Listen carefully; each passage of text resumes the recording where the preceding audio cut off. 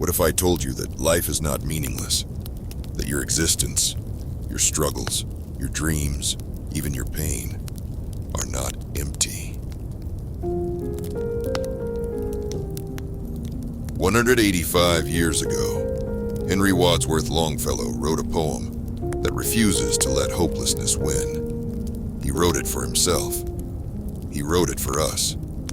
And today, these words feel more urgent than ever. This is a psalm of life, a poem about purpose, about resilience, and about why giving up is never the answer.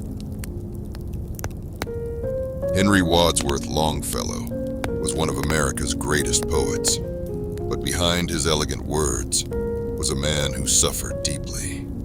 At the time he wrote a psalm of life, Longfellow was grieving. His first wife had died suddenly. He was overwhelmed by loss. And yet, instead of surrendering to despair, he wrote these words, a declaration that life is not pointless, even when it feels that way. This poem was his fight against meaninglessness, and maybe it can be ours too.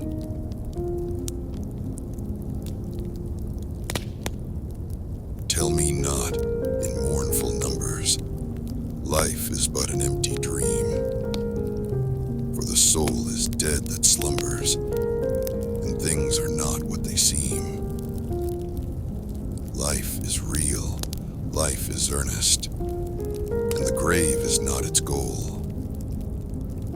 Dust thou art, to dust returnest, was not spoken of the soul.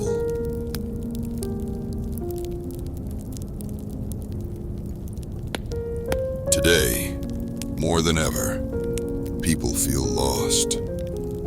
Depression, anxiety, loneliness. The world can feel overwhelming, pointless, like nothing really matters. But Longfellow refuses to accept that. He opens the poem by rejecting the idea that life is an empty dream. He tells us, wake up.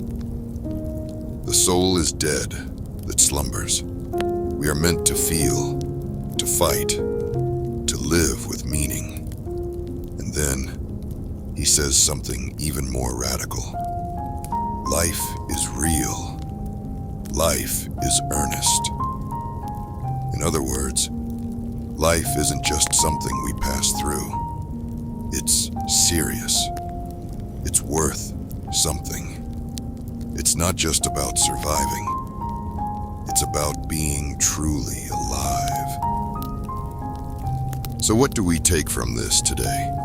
Maybe it's this. Life is real. Life is earnest.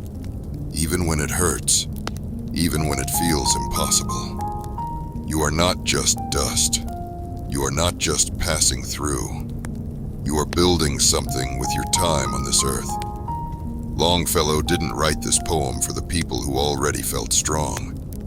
He wrote it for the ones struggling, the ones wondering if any of this is worth it, the ones who needed to hear, you are not alone, and maybe you needed to hear it too.